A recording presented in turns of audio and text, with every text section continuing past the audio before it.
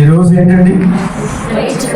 Good Friday అంటే మంచి శుక్రవారం. హల్లెలూయా. మహా శుక్రవారం, మంచి శుక్రవారం. ప్రపంచంలో ఉన్నటువంటి మానవాళ్ళందరికీ కూడా మంచి జరిగిన రోజు. హల్లెలూయా. ప్రపంచంలో ఉన్నటువంటి మానవాళ్ళందరూ కూడా నరకం నుండి తప్పించబడటానికి రండి. దేవుడు మన కొరకు ప్రాణం పెట్టినటువంటి రోజు, తన రక్తాన్ని చిందించినటువంటి రోజు. దేవుని స్తోత్రం. ఈరోజు సర్వసాధారణంగా అందరూ కూడా శిలువలోని 7 మాటల్ని ధ్యానం చేస్తారు. అంటే ఖచ్చితంగా అందరూ కూడా శిలువలో 7 మాటల్ని ధ్యానం చేస్తారు. అయితే నేనేం చెప్తున్నానంటే, మనం తర్వాత అదే నేను ముందు చెప్పబోయేటువంటి సంగతులు చెప్పి ఆ తర్వాత ధ్యానం చేద్దాం. ఎందుకంటే అసలు యేసుక్రీస్తు ప్రభువు వారు శిలువ మీద మరణించడానికి గల కారణం, అది ఎందు నిమిత్తము ఆయన ప్రాణం పెట్టాడు అనేటువంటి విషయాన్ని మనం తెలుసుకోవాలి. దేవుని స్తోత్రం. ఎందు నిమిత్తము ఆయన ప్రాణం పెట్టాడు అని అంటే ఆచారాలను, పద్ధతులను, అంటే ఆచారాలు, పద్ధతులు, ధర్మశాస్త్ర సంబంధమైనటువంటి క్రియల మూలంగా మనుషుడికి రక్షణ లేదు. మనుషుడికి రక్షణ లేదు. దేవుని స్తోత్రం. కేవలము యేసుక్రీస్తు వారు శిలువలో ప్రాణం పెట్టి రక్తాన్ని చిందించినటువంటి ఆ రక్తము ద్వారా తప్ప మరి దేని ద్వారా కూడా మనిషికి రక్షణ అనేది లేదు అని ఈ యొక్క శిలువ సందేశము తెలియజేస్తా ఉంది. దేవుని స్తోత్రం. మొట్టమొదటిగా ఎందుకంటే ఈ సందేశాన్ని ఎవరు కూడా అంగీకరించట్లేదు. ఈ సందేశాన్ని చాలా మంది అంగీకరించట్లేదు. ఎందుకంటే అందరూ కూడా ఏమనుకుంటున్నారంటే యేసు ప్రభువు వారు చేతగాక చనిపోయాడు అనుకుంటున్నారు. చేతగాక చనిపోయాడు అనుకుంటున్నారు. ఏంటి అదేంటి, అలా చేతగాక చనిపోయినటువంటి వాడు మనల్ని ఎలాగా రక్షించగలుగుతాడు అనేటువంటి విధానాల్లో ఉంటున్నారు తప్ప ఎవరు కూడా యేసుక్రీస్తు యొక్క శిలువ మరణాన్ని గురించి అండి ఎవరు అందులో ఉన్నటువంటి ఆధ్యాత్మికమైనటువంటి అర్థాన్ని ఎవ్వరూ గ్రహించలేకపోతున్నారు. చూడండి, ఇక్కడ మొట్టమొదటి మాట చూడండి. అలాగే గ్రహించలేనటువంటి వాళ్ళ గురించి కొరింథీయులకు రాసినటువంటి పత్రికలో 1వ కొరింథీ 1వ అధ్యాయం 18వ వచనంలో అపోస్తలుడైనటువంటి పౌలు ఈ విధంగా చెప్తున్నాడు. ఏమనండి, శిలువను గురించినటువంటి వార్త నశించుచున్నటువంటి వాడికి వెర్రితనమే గాని రక్షింపబడుతున్నటువంటి మనకు మాత్రం అది దేవుని శక్తి. దేవుని స్తోత్రం. హల్లెలూయా. నశించిపోయేవాడికి అంటే నమ్మనోడికి వెర్రితనంగా ఉంది యేసు ప్రభు యొక్క శిలువ మరణం. మనకు మాత్రం అది ఒక గొప్ప శక్తిగా ఉంది. ఎందుకు అనంటే ఆ శిలువ మరణాన్ని గురించినటువంటి అవగాహన మనకు అయిపోయింది. పరిపూర్ణమైనటువంటి జ్ఞానం వచ్చింది. శిలువ మరణాన్ని గురించినటువంటి పరిపూర్ణమైన జ్ఞానం మనకు అందింది. దేవుని స్తోత్రం. ఆ పరిపూర్ణమైనటువంటి జ్ఞానము మనకు అందింది కాబట్టి మనకి అది శక్తి. హల్లెలూయా. అండి యేసుక్రీస్తు ప్రభువారు చేతగాని వాడిగా శిలువలో ఎందుకు మిగిలిపోయాడో మనకు అర్థమైంది. అదేంటండి, యేసుక్రీస్తు ప్రభువారు శిలువలో చేతగాని వాడిగా ఎందుకు మిగిలిపోయాడు? నీకోసం, నా కోసమే, మనందరి కోసం, ఈ ప్రపంచంలో ఉన్న వారందరి కోసం చేతగాని వాడిగా మిగిలిపోయాడు. దేవుని స్తోత్రం. చూడండి, ఒక్కొక్కసారి పిల్లలు పొరపాట్లు చేసినప్పుడు తల్లిదండ్రులు ఎంత సామర్థ్యం కలిగిన వారైనా వారు చేసిన పొరపాట్లను బట్టి వారు సమాజంలో అందరికీ చేతగాని వారిగా కనబడతారు. చేతగాని వారిగా అయిపోతారు. ఎందుకంటే వాడు చేసినటువంటి పొరపాట్లు, ఆ పిల్లలు చేసినటువంటి పొరపాట్లు తల్లిదండ్రులు ఏం చేస్తుందంటే చేతగాని వారిగా చేసేస్తుంది, చేతగాని వారిగా చేసేస్తా ఉంటుంది. హల్లెలూయా. ఎందుకంటే వాళ్ళు మాట్లాడలేదు, ఏం మాట్లాడలేదు, అవునా కదా? ఎందుకంటే పొరపాటు ఎవరిలో ఉన్నాయి? మన పిల్లల్లో ఉంది. మన పిల్లల్లో పొరపాటు ఉంది కాబట్టి మనము సామర్థ్యం కలిగిన వాడమైనా ఏమైపోతామంటే చేతగాని వాడు అయిపోతాం. దేవుని స్తోత్రం. నిజమే కదంటారా? అలాగే ఈ ప్రపంచంలో ఉన్నటువంటి వారందరూ కూడా ఆయన పిల్లలమే. కానీ మనందరము మన అతిక్రమముల చేత, మన పాపముల చేత మనము ఎలా ఉన్నాము? నశించిపోయి ఉన్నాం.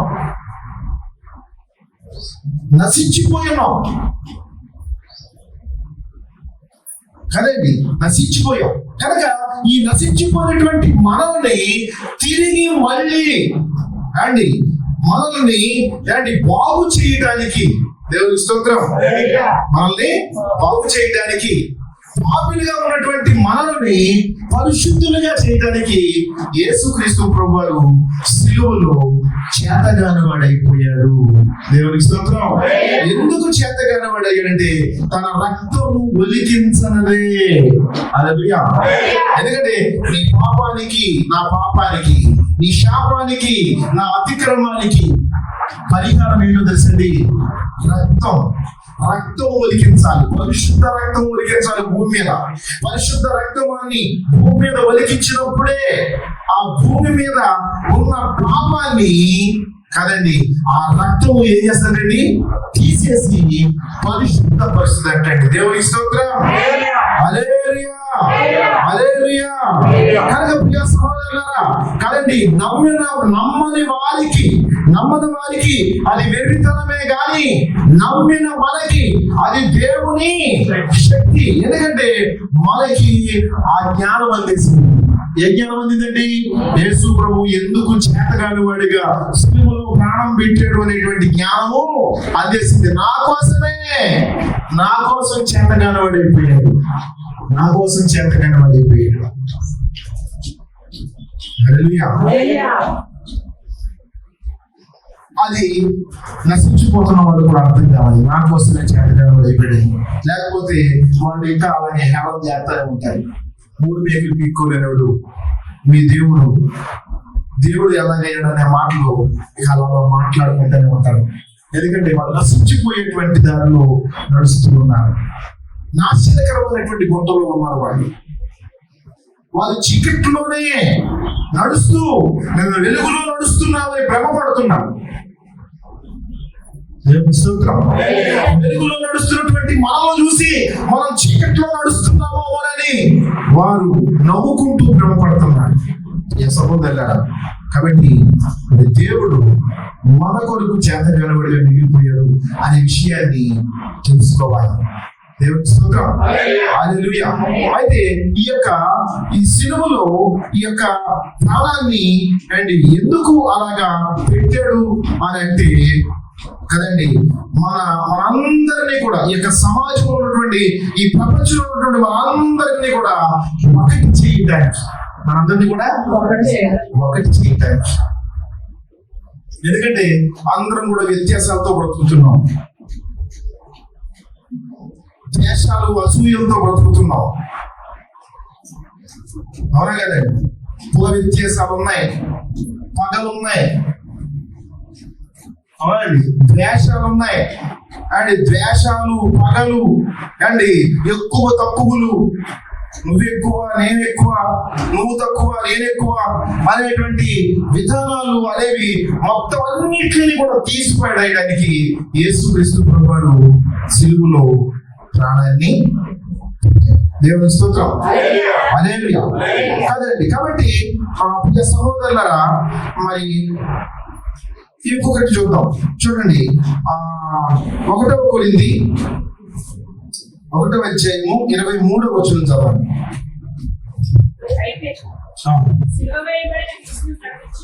అయితే మేము సిలువ వేయబడినటువంటి క్రీస్తుని ప్రకటించుచున్నాం. ఆయన యూదులకు యూదులకు ఆటంకముగాను అన్యజనులకు వెర్రితనముగాను ఉన్నాడు. కానీ యూదులకేమి గ్రీకు దేశస్థులకేమి పిలవబడిన వారికే అంటే క్రీస్తు దేవుని శక్తియును దేవునికి జ్ఞానమై ఉన్నాడు. దేవునికి స్తోత్రం. చాలా మందికి ఈ విషయం అర్థం కావట్లేదు. ఎందుకంటే యూదులకు ఎలా ఉన్నాడంటే ఆటంకంగా ఉన్నాడంట, అన్ని జనులకి ఎలా ఉన్నాడంటండి వెర్రితనంగా ఉన్నాడంటండి.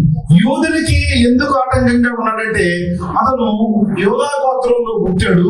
యోధా గోత్రంలో పుట్టి అతను నేను దేవుడిని అని ప్రకటించుకుంటున్నాడు. యూదులకు దేవుడు ఎవరయ్యానంటే యెహోవా. యూదులకు దేవుడు ఎవరండి? యెహోవా. యెహోవా తప్ప వేరొక దేవుడు వారికి లేడు. కానీ ఈయన ఇక్కడ ఏం చెప్తున్నాడు? నేనే జీవము, నేనే మార్గము, నేనే సత్యము అని చెప్తున్నాడు. కనుక జీవము, మార్గము, సత్యము ఎవరై ఉన్నారని యూదులు నమ్ముతారు? యెహోవా అయి ఉన్నాడని నమ్ముతారు. కానీ ఇక్కడ మరి తేడా వస్తుంది. అందుకోసం ఏంటంటే వాళ్ళకి ఆటంకంగా ఉన్నాడు. ఒరే వీడు మన యోధా మత పద్ధతుల్ని విధానాన్ని చెడగొట్టేవాడిగా ఉన్నాడు. కాబట్టి ఖచ్చితంగా కూడా మనము ఇతన్ని ఉంచకూడదు అనేటువంటి విధానంలోని వాళ్ళు ఉన్నారు.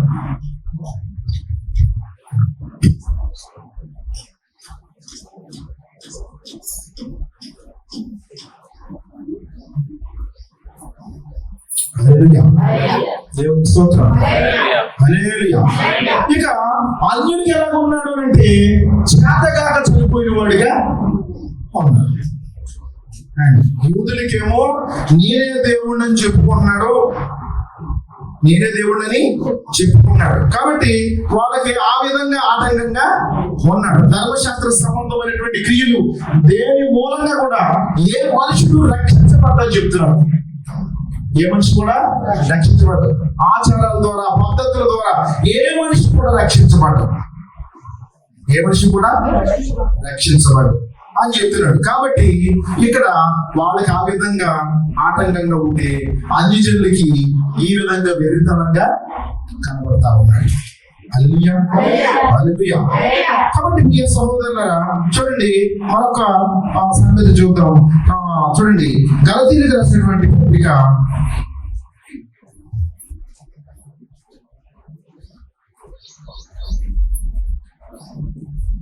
గలతీయులకు రాసినటువంటి పత్రిక 2వ అధ్యాయము 15వ వచనం చదవండి. మనము జన్మ వలన మనము యూదులమే కానీ అన్య జనుల్లో చేరిన పాపులము కాము. మనుషుడు యేసుక్రీస్తునందలి విశ్వాసం మూలముగా కానీ ధర్మశాస్త్ర సంబంధమైన క్రియల మూలంగా ఎవ్వడు కూడా నీతిమంతుడిగా తీర్చబడ్డట్లే. దేవుని స్తోత్రం చెప్పండి. హల్లెలూయా. ఇక్కడ చాలా మంది యూదులు ఏమనుకున్నారు, ఎందుకంటే ధర్మశాస్త్రం ప్రకారంగా ఏమైంది అంటే అన్యుడితో యూదుడు ఏం చేయకూడదు, సహవాసం చేయకూడదు. చేస్తే ఏమవుతుందంటే 10 పాపం అవుతుంది. అదేమవుతుంది? పాపం అవుతుంది. అందుకోసం ఆయన ఫస్ట్ మాట ఏమని చెప్తున్నాడు, మనం జన్మ వలన యూదులమే కానీ అన్య జనులలో చేరితే మాత్రం పాపులము కాము. అన్య జనులలో చేరినటువంటి పాపులము కాదు. ఎందుకు అంటే ధర్మశాస్త్ర సంబంధ క్రియల మూలంగా ఎవ్వడు కూడా నీతిమంతుడిగా తీర్చబడడు. హల్లెలూయా. అందుకనే ఆ ధర్మశాస్త్రాన్ని యేసుక్రీస్తు ప్రభువారు శిలువ మరణంలో దాన్ని కొట్టిపారేసాడు, దాన్ని తీసేసాడు. ఇక యూదుడు లేదు, అన్యుడు లేదు. ఎవరు యేసుక్రీస్తును నమ్ముతాడో వాడే యూదుడు. దేవుని స్తోత్రం. వాడే దేవుని కుమారుడు. యేసుక్రీస్తును నమ్మిన వాడే దేవుని కుమారుడు. అంతే తప్ప ఏమండి ఇక అంతకుముందు ఏంటంటే ఒక ప్రత్యేకంగా యూదులు మాత్రమే, ఇజ్రాయేల్ మాత్రమే దేవుని పిల్లలుగా ఉండేవారు. కనుక వీళ్ళేం చేసేవారంటే మనల్ని ద్వేషంగా చూసేవారు. అంటే మనల్ని అన్యులు ఎలా చూసేవారంటే వీళ్ళు దేవుణ్ణి, నిజమైనటువంటి దేవుణ్ణి కలిగి ఉన్నవారు కాదు, వీళ్ళు వేస్ట్ అని ఆ విధంగా మనం చూసేవారు. హల్లెలూయా. వాళ్ళకి మనకి మధ్య ఏముండదంటే ద్వేషం ఉంది. ఏముండదండి? ద్వేషం ఉంది. అయితే ఆ ద్వేషాన్ని తీసి పడేసాడు. ధర్మశాస్త్ర సంబంధమైనటువంటి క్రియలన్నింటినీ కూడా కొట్టిపారేశాడు. తన శిలువ మరణము చేత దాన్ని కొట్టిపారేశాడు. హల్లెలూయా. దాన్ని కొట్టిపారేశాడు. అందుకే ఇక్కడ మరొకసారి చదవండి ఆ మాట. మనము జన్మ వలన యూదులమే కానీ అన్ని జనులలో చేరిన పాపలు మాత్రము కాదు. మనుష్యుడు యేసుక్రీస్తు నందలి విశ్వాసం, ఆయన యందు విశ్వాసం ఉంచాలి. ఎందుకంటే అబ్రహాము దేవుని యందు విశ్వాసం ఉంచాడు. దేవుడు ఎవరు, ఆయన ఎలా ఉంటాడు, ఆయన క్రియలు, ఆయన ఏ విధంగా నా జీవితంలోని క్రియ చేసి నన్ను అభివృద్ధి పరచగలటువంటి అనుభవాలు అబ్రహాములో లేనప్పుడే అబ్రహాం చేసేటండి దేవుణ్ణి నమ్మాడంటే. అలాగే ఈ రోజున కూడా మనం కూడా యేసుక్రీస్తు ప్రభువుని ఆ విధంగా అబ్రహాములాగా నమ్మాలంటే దేవుని స్తోత్రం. హల్లెలూయా. అబ్రహాములాగా నమ్మాలి. ఎందుకంటే ఆయన మనల్ని పిలుస్తున్నాడు. నా రక్తము వలన మీకు విమోచన అనేది ఉంది. హల్లెలూయా. నా రక్తాన్ని ఎంతమంది అయితే అంగీకరిస్తారో, నా రక్తాన్ని అంగీకరించిన ప్రతి వాడు నా కుమారుడే. హల్లెలూయా. ఇప్పుడు సున్నతి పొందే కుమారుడు కాదండి, సున్నతి పొందే కుమారుడు కాదండి, బాప్తిస్మము పొందితే కుమారుడు. హల్లెలూయా. బాప్తిస్మము హృదయ సంబంధమైనటువంటి సున్నతి చేస్తుంది. బాప్తిస్మం ఎవరు తీసుకుంటాడు అండి? ఒక మనిషిలో తాను పాపిని అని గ్రహించుకొని, నా కొరకే ప్రభువా, నా పాపాల నిమిత్తము నీవు రక్తాన్ని చిందించావని శిలువ మరణ జ్ఞానము అందినవాడు పశ్చాత్తాపడి తన పాపాలను ఒప్పుకొని వాడు ఏం చేస్తాడంటే వాడు బాప్తిసం తీసుకుంటాడు. దేవుని స్తోత్రం. కానీ ఇప్పుడు బాప్తిసం తీసుకున్నవాడు ఏమవుతాడు? దేవుని కుమారుడు అవుతాడు. అర్థమైందండి? బాప్తిసం తీసుకున్నవాడు దేవుని కుమారుడు అవుతాడు. హల్లెలూయా. కానీ సున్నతి చేసుకున్నవాడు ఏంటంటే ఆచార ప్రకారం అవుతుంది. అబ్రహాము గారి నుంచి ఆచార ప్రకారం అవుతుంది. ఎందుకంటే మా తండ్రి అయినటువంటి అబ్రహాముని దేవుడు ప్రత్యేకించుకున్నప్పుడు మా తండ్రి అయినటువంటి మా పితృడైనటువంటి అబ్రహాముతో దేవుడు చెప్పినటువంటి మాట ఏంటంటే, ఇదిగో మీరు సున్నతి చేయించుకోవాలి, నీలో నుంచి ఒక ప్రత్యేకమైనటువంటి జనాంగాన్ని నేను సృష్టించబోతున్నాను, కనుక మీరు నాకు ప్రత్యేకమైనటువంటి జనాన్ని దేవుడు చెప్పాడు అని చెప్పి ఆ మాటని ఆది నుంచి అలా నమ్ముకుంటా, అబ్రహాము గారి నుంచి నమ్ముకుంటా వారు సున్నతి చేసుకుంటా వస్తున్నారే తప్ప ఆ సున్నతిలోని వారికి ఎటువంటి పశ్చాత్తాపం లేదు. అర్థమైందా మీకు? సున్నతిలో పశ్చాత్తాపం లేదు. కానీ బాప్తిసంలో ఏముంది? అర్థమైందండి? బాప్తిసంలో పశ్చాత్తాపం ఉంది. పాపిని అని ఒప్పుకునేటువంటి ఒప్పుకుందనం ఉంది. కానీ సున్నతిలో లేదు. సున్నతిలో గర్వం ఉంది. సున్నతిలో ఏముందండి? గర్వం ఉంది. మేము ఎవరనుకున్నాం? మేము అబ్రహాము కుమారులు, మేము అబ్రహాము కుమారులు అంటే గర్వంతో నడుస్తుంది. ధర్మశాస్త్రం అంతా కూడా గర్వంతో నడుస్తుంది. హల్లెలూయా. ఆచారాలతో నడుస్తుంది, పద్ధతులతో నడుస్తుంది. అదే కానీ పశ్చాత్తాపం లేదు దాంట్లో ధర్మశాస్త్రంలో. అర్థమైందండి? యేసుక్రీస్తు శిలువ సందేశం అందించే సందేశం ఇదే. అందులో ఏమైందండి? పశ్చాత్తాపం. కానీ శిలువలో ఏముందండి? పశ్చాత్తాపం ఉంది. దేవుని స్తోత్రం. హల్లెలూయా. హల్లెలూయా. కాబట్టి ప్రియ సహోదరులారా, మరి ఆ విధంగా యేసుక్రీస్తు ప్రభువుని మనము అబ్రహాములాగా అంగీకరించినట్లయితే మనము కూడా ఆయన కుమారుడే అవుతాం. దేవుని స్తోత్రం. తర్వాత చదవండి, ఎఫెసీయులకు రాసినటువంటి పత్రిక 2:16 వచ్చాయి. 2:16 ఎఫెసీయులకు రాసినటువంటి పత్రిక 2:16 తన శిలువ వలన ఆ ద్వేషమును సంహరించి దాని ద్వారా అంటే వీరిద్దరిని ఒక శరీరంగా చేసి దేవుడితో సమాధాన పరచులని ఎలాగూ చేసులు గనక ఆయనే మనకి సమాధాన కారకుడై ఉన్నాడంటండి. ఏంటంటే ద్వేషాలు ఉన్నాయి, యోధుడికి మనకి మధ్య ఉందండి, ద్వేషం ఉండిపోయింది. ఆ ద్వేషాన్ని కొట్టేసి మన ఇద్దరిని మన ఉభయాలే అంటే యూదులని ఇజ్రాయిల్ అయినటువంటి వాళ్ళని అన్యజనులైనటువంటి మనల్ని ఏకం చేయడానికి యేసుక్రీస్తు ప్రభువు అందుకొరకే ప్రాణం పెట్టాడట. దేవుని స్తోత్రం. అర్థమైందండి? అందుకొరకే ఆయన ప్రాణం పెట్టాడు, సమాధాన పరచడానికి, ఇద్దరిని కూడా ఏకం చేయడానికి. ఇంకా వాళ్ళు మనమని వ్యత్యాసం ఏమీ లేదు, వాడు మనమని వ్యత్యాసం ఏమీ కూడా లేదన్నమాట. ఎందుకని వాళ్ళకి ఏంటంటే మేము అబ్రహాము తెలియనటువంటి కారణం. ఇప్పుడు బాబా ధర్మశాస్త్ర సంబంధమైనటువంటి క్రియల మూలంగా ఏ మనిషికి కూడా ఏం లేదు, రక్షణ లేదురా బాబు. యేసుక్రీస్తుని మీరు నమ్మండి, ఆ యేసుక్రీస్తుని అన్ని జనులు కూడా ప్రకటించండి. దేవుని స్తోత్రం. ఎందుకంటే నేను అబ్రహాముకి ఒక్కటే ఆశీర్వాదించా, నీ మూలముగా అన్య జనులు అందరూ కూడా ఆశీర్వదించబడతారు అని చెప్పి నేను అబ్రహాముకి వాగ్దానం చేశా. ఆ వాగ్దానం నెరవేర్చడానికి నేను సిలువలో ప్రాణం పెట్టాను. దేవుని స్తోత్రం. ఇప్పుడు ఆ వాగ్దానం నెరవేర్చబడింది. ఆ వాగ్దానం నెరవేర్చబడింది కాబట్టి ఇప్పుడు యూదులని, గ్రీకు దేశస్తులని, అన్యులని అండ్ ఇజ్రాయిలని ఇక తేడాలేమి లేదు, అందరూ ఒకటే. అదండి, అందరూ కూడా మార్పు చెందాలి, అందరూ కూడా మారు మనసు రావాలి. దేవుని స్తోత్రం. అందరిలో కూడా పశ్చాత్తాపం రావాలి. అరే మీరు పాపిని అనేటువంటి సంగతి ప్రతి ఒక్కడికి కూడా అర్థం కావాలి. హల్లెలూయా. ప్రభు నా కొరకే బలిపశువు అయిపోయాడు అని అర్థం కావాలి. ప్రభు నా కొరకే బలిపశువు అయిపోయాడని అర్థం కావాలి. అది అర్థం కాకపోతే నీ బ్రతుకు వ్యర్థమే. అర్థమైన ప్రతి వాడులో కూడా పగలుండవు. ఎందుకంటే మన దేవుడు పగ నేర్పిన వాడు కాదు, ప్రేమ నేర్పినవాడు.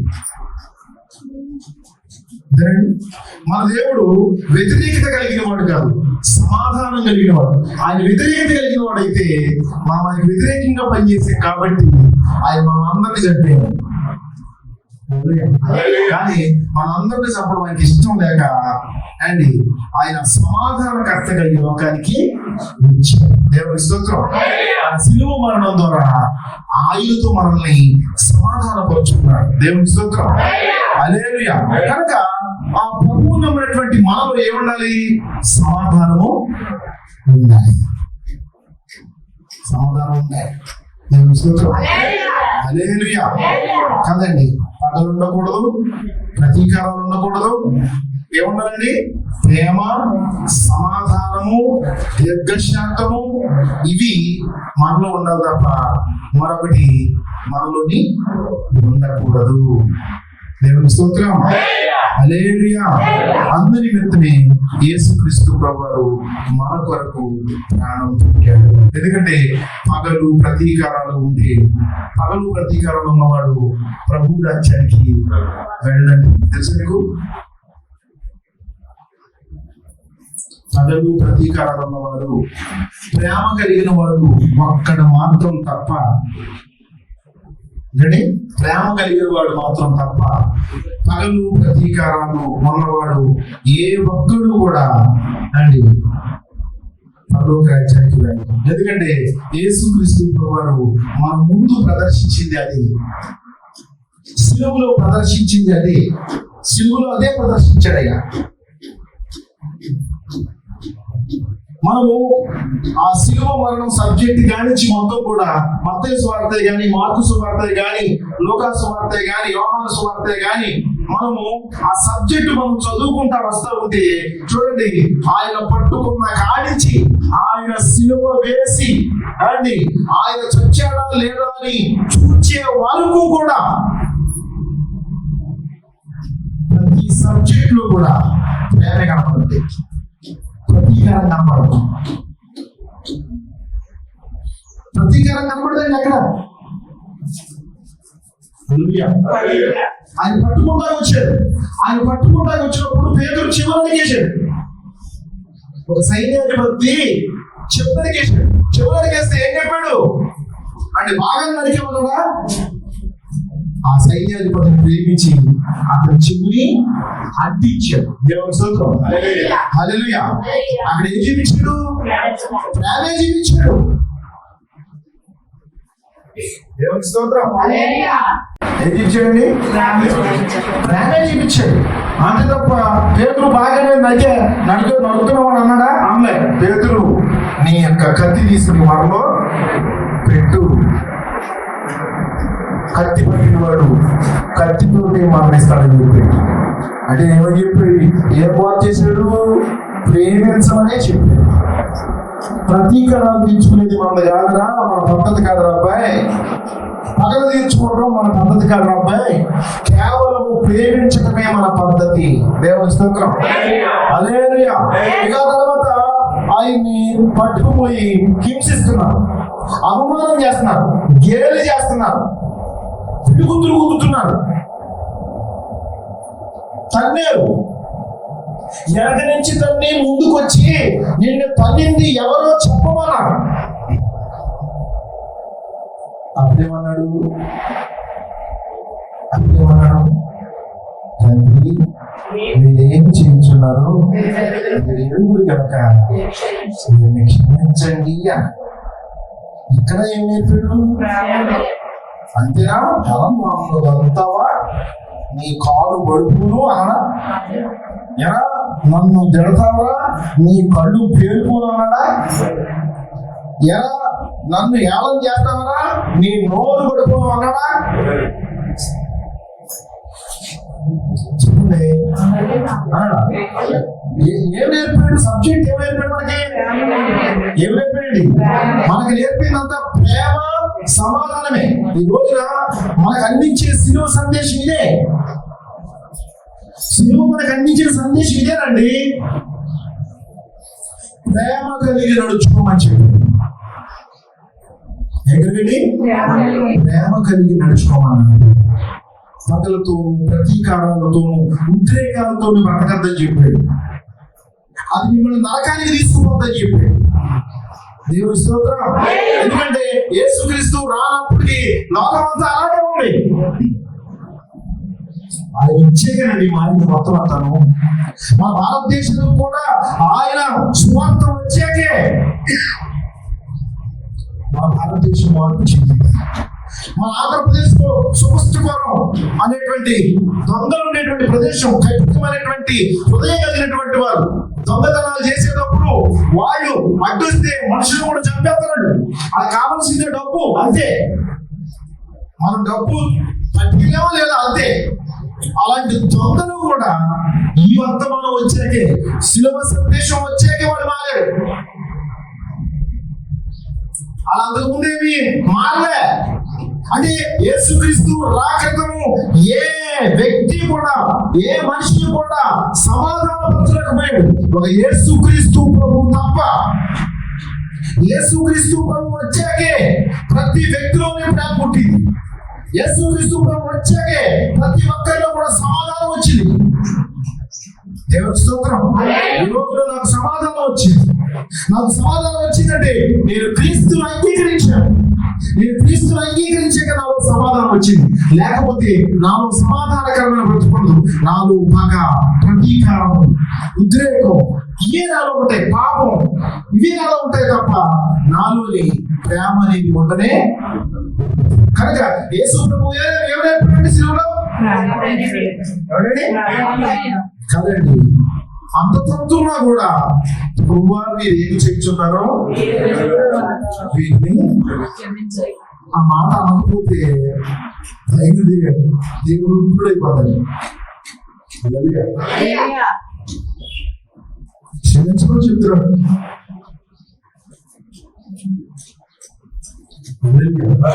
ఆ తర్వాత శిలువ దగ్గరికి తీసుకొచ్చాడు. శిలువ దగ్గరికి తీసుకొచ్చి అండి ఆ సిలువలో అతన్ని చిత్రవద చేసింది కాక ఆయన చనిపోయాడు లేదని చెప్పి మళ్ళీ ఏం చేశారండి, బళ్ళు పట్టి పక్కన వచ్చారు.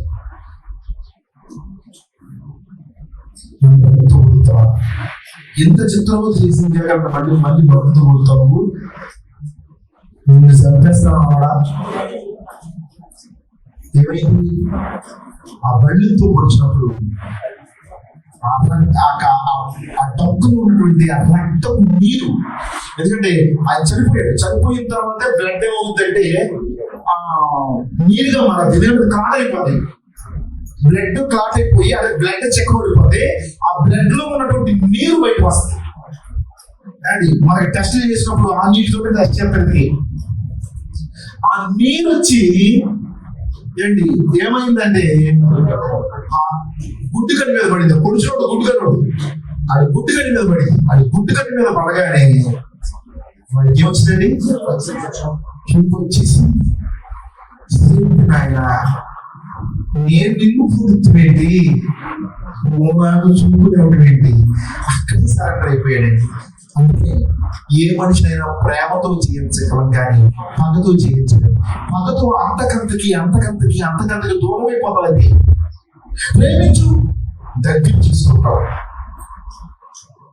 పగ పెట్టుకో, రోజు రోజుకి నీ అన్న వాడికి దూరం అయిపోతావు.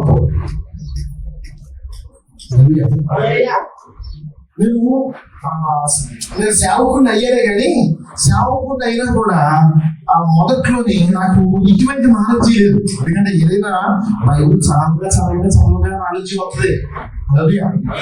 అది మనం చెప్పగా నాలెడ్జ్ వస్తుంది. అండి ఎప్పుడు కూడా నాకు మా అత్తగారికి ఎప్పుడు కూడా డిస్కషన్ జరుగుతూనే ఉండేది, ఎప్పుడు గొడవలో అయితేనే ఉండేది.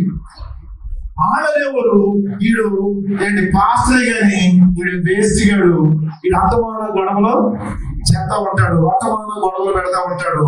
చిచ్చి ఇదే మనిషి ఎలాంటి మా బల్లుడు అయ్యాడు ఏంటని చెప్పి వాళ్ళు అంటా ఉండేవారు. నాకు అర్థమైంది, పొరపాటు నాదైనా పొరపాటు వాళ్ళదైనా ఎవరిదైనా మొదట మనం తగ్గి ఉండడం నేర్చుకోవాలి. మనం ప్రేమించడం నేర్చుకోవాలి. ప్రేమించి మనం సంపాదించుకోగలం కానీ పగతో వాళ్ళని సంపాదించుకోవాలి. అంతకంతకి దూరం అయిపోతాం. అరే నా దేవుడు నాకు చెప్పింది ప్రభువులో అనేక మందిని సంపాదించమని చెప్పాడు, కానీ ఇప్పుడు నా సొంత సంపాదించలేకపోతే నేను బయట సంపాదిస్తాను అని చెప్పి ప్రేమించడం మొదలు పెట్టాను. ప్రేమించడం మొదలు పెట్టాను. ఒక విషయం తెలుసా, నేను వెళ్ళి నేను క్షమించమని కూడా, నేను ఇప్పటి వరకు మాట్లాడినటువంటి మాటలను బట్టి నన్ను క్షమించమని అడిగాను. నన్ను క్షమించమని అడిగాను. అది అక్కడి నుంచి ప్రేమించడం మొదలు పెట్టాను. ప్రేమ అనేది నా క్రియారూపకంగా చూపించాను. ఆ క్రియారూపకంగా చూపించడం వల్ల మా అత్తగారు ప్రభువులోకి సరెండర్ అయిపోయింది. మా అత్తగారిని గెలుచుకున్నాం. మా అత్తగారిని ప్రేమ చేత గెలుచుకున్నానా, పగ చేత గెలుచుకున్నానా? ఎందుకంటే నా ప్రభువు నేర్పింది ఏంటి చెప్పండి, నా ప్రభువు నేర్పింది ఏంటి? పగ, ప్రేమే. ఇది సిలువ నీకు అందిస్తున్న సందేశం. సహోదరులారా, ఈ రోజు మీ అందరికీ నేను చెప్పేది ఒకటే, యేసుక్రీస్తు అండి సిలువ మరణాన్ని నమ్మినటువంటి మనం, ఆ మరణంలో ఉన్నటువంటి ప్రేమ సందేశాన్ని నీవు గ్రహించలేకపోతే నీవు మొదట ఎలా ఉన్నావో అలాగే ఉంటావు. ప్రభువు నమ్మినప్పుడు, ప్రభువుని నమ్మనప్పుడు ఎలా ఉన్నావో అలాగే ఉంటావు. కానీ ప్రభువు నమ్మేనని ఒక సంతృప్తి నీలో ఉంటావు తప్ప, నువ్వు మాత్రం ప్రభువు నమ్మనప్పుడు నీ జీవితం ఎలా ఉందో ఇంకా మాకు తెలిసైతే అపవాది అంతకంటే ఘోరంగా నిన్ను తయారు చేస్తుంది. ఎందుకంటే నువ్వు దేవునికి వ్యతిరేకంగా నడుస్తున్నావు కాబట్టి. దేవునికి వ్యతిరేకంగా నడుస్తున్నావు. అప్పుడు నువ్వు అంతకంటే దుర్మార్గంగా మార్చేస్తున్నావు. ఎందుకంటే ఇక నువ్వు రక్షించబడకూడదు, నువ్వు నాశనం అయిపోవాలి. ఆ నాశనం అయిపోవాలి కాబట్టి ఇంకా నీళ్ళు పగలు ప్రతీకారాలు బాగా అది పెంచేస్తూ ఉండదు. నేను పెంచేసి నేను నాశనకరమైనటువంటి కుటుంబం పెంచేస్తుంది. రోజు మీరు సిలువ సందేశాలు పెట్టున్నారు. దేవుడు మనకు నేర్పింది ప్రేమ. శత్రువును సైతము ప్రేమించాలి, నేను బాధించిన వారిని సైతము ప్రేమించాలి. ప్రేమ చేత ఎవరినైనా గెలుచుకుంటారు తప్ప పగ చేత ఎవరిని కూడా ఆయన ప్రేమ చేతి ఈ ప్రపంచాన్ని గెలుచుకున్నాడు. దేవుని స్తోత్రం. నేను చదవండి, ప్రేమ చదవండి, ప్రేమ చేత గెలుచుకున్నాడు.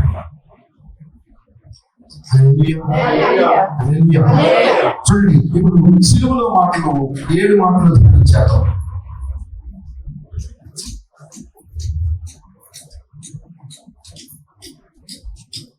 సిలువలో 7 మాటలు ధ్యానించారు.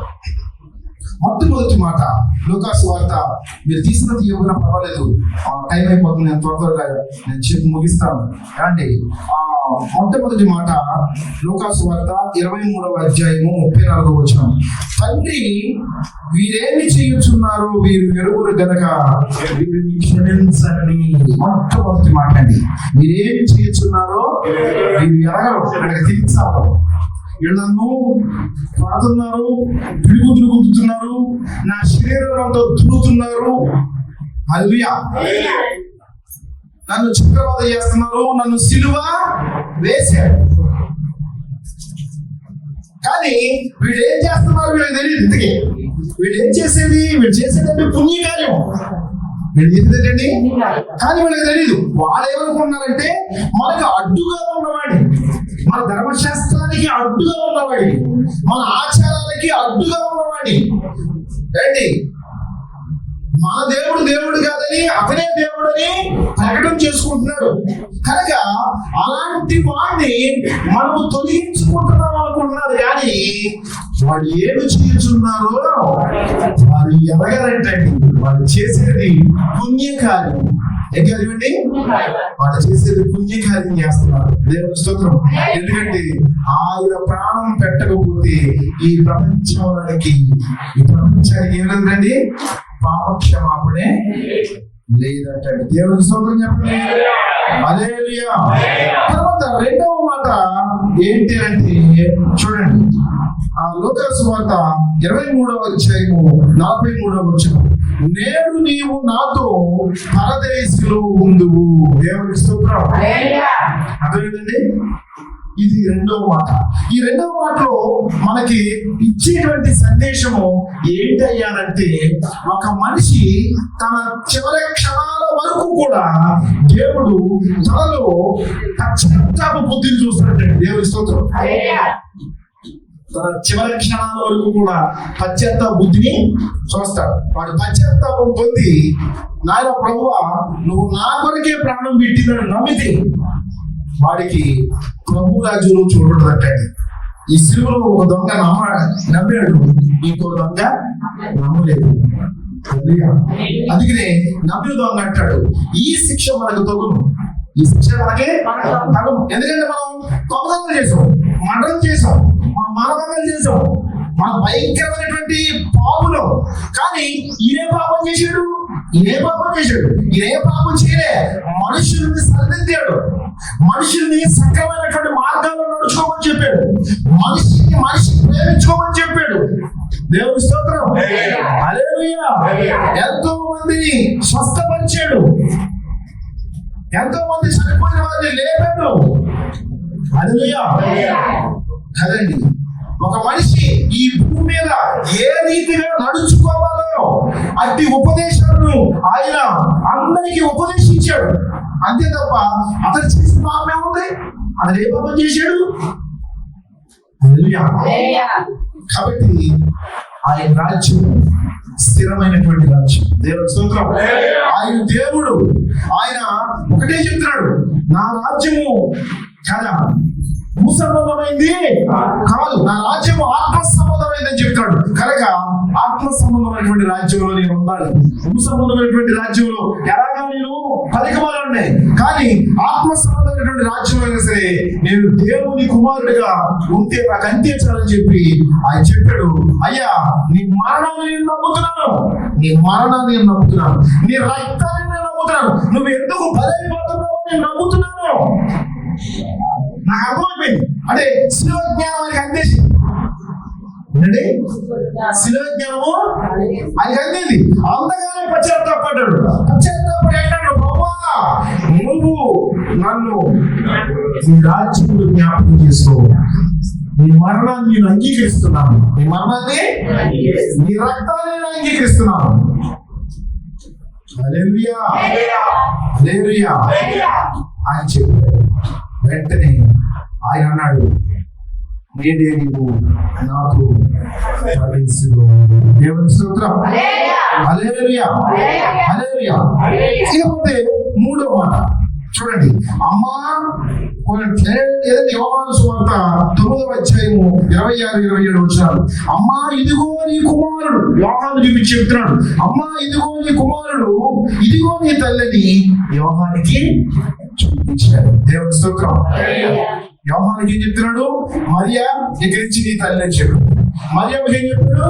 అమ్మ ఇక్కడి నుంచి నీ కుమారుడు ఇతడు అని చెప్పు. ఎందుకంటే యేసుక్రీస్తు ప్రభువు మరియమ్మకి జ్యేష్ఠ కుమారుడు కాబట్టి తన జ్యేష్ఠత్వంలో తాను చెయ్యవలసినటువంటి పని, అంటే తన తర్వాత అతను లేడు, ఇక అతను ఉండడు తర్వాత కనుక ఉండడు కాబట్టి ఇప్పుడు ఆ తల్లి బాధ్యతలని ఎవరికి అప్పచెప్తున్నాడు? యోహానికి అప్పచెప్తున్నాడు. హల్లెలూయా హల్లెలూయా. అర్థమైందండి? కనుక తన జ్యేష్ఠ కుమారుడు కాబట్టి తన బాధ్యతలను తాను నిర్వహించేవాడిగా కనబడుతున్నాడు. దేవుని స్తోత్రం. హల్లెలూయా. ఇకపోతే తర్వాత మాట చూద్దాం రండి. తర్వాత మాట చూద్దాం, 4వ మాట చూద్దాం. ఏలీ ఏలీ లామా సబక్తాని పలికాడు. మత్తయి సువార్త 27-46 వచనం. దానికి అర్థం ఏంటంటే, నా దేవా నా దేవా నీవు నన్ను ఎలా చెయ్యి విడిచితివి. ఎందుకు దేవుడు చెయ్యి విడిచాడు? దేవుని స్తోత్రం. నా దేవా నా దేవా, నా తండ్రి నువ్వు నన్ను ఎందుకు చెయ్యి విడిచావు? ఈ మానవుల రక్షణార్థమే కదా, ఈ మనుషుల రక్షణార్థమే కదా నువ్వు చెయ్యి విడిచింది. అందుకు చెయ్యి విడిచాడండి. ఎందుకు చెయ్యి విడిచాడండి? నన్ను రక్షణ కొరకు చెయ్యి విడిచాడు. ఆయనే కానీ చెయ్యి అందిస్తే ఆ రోజునే ఈ భూప్రపంచం మొత్తం కూడా ఏమైపోతుందండి? భూకంపం వచ్చి మొత్తం కటాంపచ్చి మొత్తం సర్వనాశం, యావత్ ప్రపంచం సర్వనాశనం అయిపోతుంది. బుద్ధి నిమిత్తం చెయ్యి విడిచావు. ఈ మనుషుల రక్షణార్థమే కదా, ఈ మనుషుల రక్షణార్థమే కదా చెప్తున్నాడు. దేవుని స్తోత్రం కదండి. ఇది మనకు అర్థం కావాలి, ఇది మనకి అర్థం కావాలి. అదే కానీ ఆయన బాధపడి కాదు, నన్ను ఎందుకు చెయ్యి విడిచావని బాధతో అంటలేదు. నేను ఎందుకు ఇన్ని బాధలు నేను ఎందుకు పడాలనేది బాధతో అంటలేదైనా. ఎందుకు చెయ్యి విడిచావయ్యా? ఎందుకంటే కింద ఇంకా అందరూ నవ్వుకుంటారు, నేను అర్థం కావట్లే. అందరూ నవ్వుకుంటున్నారు, హేళన చేసుకుంటున్నారు. ఏంటి లేదు ఇప్పుడు మీరందరూ అన్నాం కదండి, 3 మేకలు పీక్కున్నాడు దేవుడు ఏమయ్యాడు అని హేళన చేస్తారు కదా. ఓ పక్కన ఆ సిలువలో ఆ వేరే కూడా అన్నాడు కదా, నువ్వు దేవుడు అంటున్నావు, దేవుడు అయితే నీ మేకలు నువ్వు పీక్కొని మా మేకలు వేయచ్చు కదా అని అన్నాడు ఒక పక్కన పోవడం. రండి, ఈ విధానం అంతా చూసి యేసుక్రీస్తు ప్రభువు నాకు ఇది ఇంకా అర్థం కావట్లేదు అయినా, ఇది ఇంకా అర్థం చేసుకోవట్లేదు అయినా, నువ్వు ఎందుకు చెయ్యి విడిచావో వీళ్ళకి అర్థం కావట్లేదు అయ్యా. ఎందుకు చెయ్యి విడిచావో అని, ఎందుకు చెయ్యి విడిచాడో వాళ్ళు అర్థం కావట్లేదని యేసుక్రీస్తు ప్రభువు తపన పడుతున్నాడండి.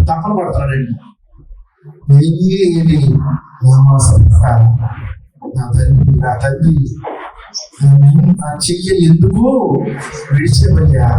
ఆ విడిచినటువంటి విధానం వాళ్ళకి అర్థం కావట్లేదయ్యా అని మనస్తాపానికి వెళ్ళిపోతున్నాడు యేసుప్రభు.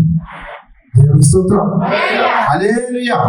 ఇక తర్వాత చూడండి 5వ మాట. ఐదో మాట, నేను దప్పిక కొనుచున్నాను. యోహాను సువార్త 19:28. నేను దప్పిక కొన్నాను. నా దప్పిక ఏంటి? ఆయన దప్పిక ఏంటంటే ఆయన దప్పిక ఏంటండి? నశించిపోతున్నటువంటి వారు రక్షించబడాలి, ఆయన దప్పిక. మార్పు చెందాలి, ఆయన దప్పిక. నేను దప్పిక కొన్నాను. నేను తృప్తిపరచబడాలి. నేను దప్పిక కొన్నాను. నేను తృప్తిపరచబడాలి. హల్లెలూయా. నా దప్పిక ఎప్పుడు జరుగుతుందో తెలుసా? నేను ప్రాణం పెట్టినప్పుడు. హల్లెలూయా. నేను ప్రాణం పెట్టినప్పుడు వాడేమనుకున్నాడంటే శారీరకమైనటువంటి దప్పిక అనుకోని చెప్పి చేతనే ఆదేస్తారు. అది దప్పిక అది కాదు, రక్షించబడాలన్నది. కానీ ఇప్పుడు కూడా మనకి ఆయన స్వభావం మనలోకి రావాలి. మనకు కూడా దప్పుకున్నారు. ప్రభువు నమ్మినటువంటి మనకు కూడా దప్పుకున్నారు. హల్లెలూయా. ఈ లోకంలో నశించిపోతున్న వారందరినీ కూడా మనం రక్షించాలి. అది మన దప్పికై ఉండాలి. హల్లెలూయా. హల్లెలూయా. ఇక తర్వాత మాట చూద్దాం. ఆరవ మాట యోహాను సువార్త 19:30. సమాప్తమయ్యింది. అంటే ధర్మశాస్త్ర ప్రకారంగా ఆయన చేయవలసినటువంటి ప్రతి పని ఆయన చేసి ముగించేశాడు. అర్థమైందండి? ధర్మశాస్త్రాన్ని యావత్తు నెరవేర్చేశాడు. హల్లెలూయా. ధర్మశాస్త్రము యావత్తు నెరవేరిస్తేనే గాని ఆ ధర్మశాస్త్రాన్ని కొట్టివేయడానికి లేదండి. హల్లెలూయా. నేను కొంచెం అవుట్లైన్ పై చెప్పుకుంటూ అయిపోతున్నాను, టైం లేక. ధర్మశాస్త్రం యావత్తు నెరవేరిస్తేనే గాని ఆ ధర్మశాస్త్రాన్ని కొట్టివేయడానికి లేదంటాడు. అందుకనే ధర్మశాస్త్రాన్ని యావత్తు నెరవేర్చి తన శిలువ రక్తము చేత మన యొక్క విరోధ రూపకమైనటువంటి ధర్మశాస్త్రాన్ని రక్తముతో చేశాడు.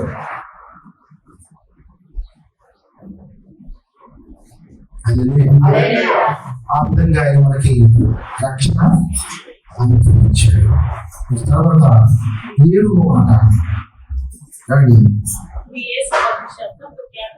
లూకాసు వార్త 23:46. అప్పుడు యేసు గొప్ప శబ్దంతో కేకవేసి, తండ్రి నీ చేతికి నా ఆత్మని అప్పగించుచున్నాను. అంటే తనంతటికి తావుగా ప్రాణం పెట్టిన వాడిగా కనబడుతున్నాడు. ఎవ్వరు ఆయన ప్రాణాన్ని తీయలేదు. ఎందుకంటే ఆయన ప్రాణాన్ని ఎవరు తీయరు. ఎందుకంటే ఆయన దేవుడు. ఆయన ఎవరండి? దేవుడు. ఎవ్వరు తీయలేదు, ఎవరి వల్ల కాదు. అందుకనే తల్లి నోడికి వాడి చేతులు వాడు కాళ్ళు అనుభవించినాయి కానీ వాడు ఎందుకోస వంగిపోయింది. కానీ యేసుక్రీస్తు ప్రభు మాత్రం అల్లు కరగలేదంటే. దేవుని స్తోత్రం. హల్లెలూయా. హల్లెలూయా. కొట్టినోడు అలసిపోయాడు. ఆయన దేవుడు, ఆయన మహాశక్తి కలిగిన వాడు. హల్లెలూయా. ఆయన్ని ఎవ్వరు ఉడికించలేదు, ఆయన ఎవ్వరు భయపెట్టలేదు. హల్లెలూయా. ఆయన ఎవరిని భయపెట్టలేరు, ఉడికించలేరు. కొట్టినోళ్ళు వాళ్ళే భయపడ్డారు, వాళ్ళే ఉడికారు. అంతే తప్ప యేసుక్రీస్తు ప్రభు మాత్రం ఆయన ప్రతి బాధని సహిస్తూ నిర్భరంగా ఉన్నాడే తప్ప ఎక్కడ లొంగిపోతే. దేవుని స్తోత్రం. ఆయన లొంగిపోతే మనకి రక్షణ ఉండేదే. దేవుని స్తోత్రం. హల్లెలూయా. హల్లెలూయా. కాబట్టి ఇక్కడ ఏం తెలుస్తుందంటే ఆయన తనంతటికి తానుగా ప్రాణం పెట్టినట్లుగా మనకి కనబడతా ఉంది. కనుక ఇవి శిలువలో ఆయన పలికిన 7 మాటలు. ఈ యొక్క మంచి శుక్రవారం నాడు, ఈ గుడ్ ఫ్రైడే రోజున ఈ 7 మాటలను కూడా అందరూ సంఘాల్లో ధ్యానం చేస్తారు. అది మనం ధ్యానం చేసింది ఏంటంటే శిలువ మనకి ఏ సందేశాన్ని అందించింది అనేది ధ్యానం చేసాం. ఏంటి ఆ సందేశం అంటే? ప్రేమ. హల్లెలూయా. మనలో వ్యత్యాసాలు ఉండకూడదు, మనలో పనులు ఉండకూడదు, మనలో ప్రతీకారాలు ఉండకూడదు. ఒకరిని ఒకరు ప్రేమించుకునే వారంగా ఉండాలి తప్ప ద్వేషించుకునే వారంగా ఉండకూడదు. ద్వేషం ఉన్నవాడు ఎవడును దేవుని కుమారుడు అనిపించుకోలేడు. లేదండి, ద్వేషం కలిగిన వాడు ఎవడు కూడా దేవుని కుమారుడు అనిపించుకోలేడు. ప్రేమ కలిగిన వాడు మాత్రమే దేవుని కుమారుడు అనిపించుకోగలుగుతాడు. ఇతరుని సమాధానపరచగలిగిన వాడే దేవుని కుమారుడు అనిపించుకోగలుగుతాడు. స్తోత్రం. హల్లెలూయా. మీరెప్పుడు కూడా సమాధానపరిచే వారిగా ఉండాలి. మీరెప్పుడు కూడా ప్రేమించే వారిగా ఉండాలి. కదండి. ఎందుకంటే ఆయన మన కొరకు పెట్టినటువంటి ఆ ప్రాణం యొక్క ఆ విలువ, ఆ త్యాగం యొక్క విలువ నశించిపోకూడదు. మనం తెలుసుకోవాలి. దాని ద్వారా మనము అనేక మందిని రక్షించాలి. అదేనండి. కాబట్టి అట్టి దేవుడు మీ అందరికీ అనుగ్రహించిన గాక. దేవుడి కొద్ది మాటలు దీవించిన గాక. అందరూ కూడా మోకాళ్ళేది ప్రార్థన చేస్తున్నాం. స్తోత్రం తండ్రి, పరిశుద్ధుడా, గొప్ప దేవుడా, అబ్రహాము, ఇస్సాకు, యాకోబు దేవానికి లెక్కలేని వందనాలు. వాక్యం వాక్యంతో మాట్లాడారు. ఈరోజు మీరు సిలువ సందేశాన్ని అందించారు తండ్రి. ఆయన ఒకటే ప్రేమ, సమాధానం, అంతే. ఈ రెండే ప్రభుత్వం మాకు నేర్పింది. ప్రేమ, సమాధానం. సమాధానంగా జీవించడం, ప్రేమించడం. ఇది ఎందరిలో ఉంటారు వారు దేవుని కుమారులు అనబడతారు. అసూయ ద్వేషాలు కలిగిన వారు, పగలు ప్రతీకరణ కలిగిన వారు ఏ ఒక్కరు కూడా దేవుని ప్రభువుగా ఎంచబడని నీ వాక్యం సెలవిస్తూ ఉంది. కాబట్టి యేసయ్య, నీలాంటి ప్రేమ నాకు ఎల్లప్పుడూ ఊరుగాక. నేను కార్యం చేస్తూ చూపించి మీరే ఘనత మహిమ పొందవాలని యేసు శక్తి కలిగిన నామములో ఇచ్చున్నాము తండ్రి. యేసు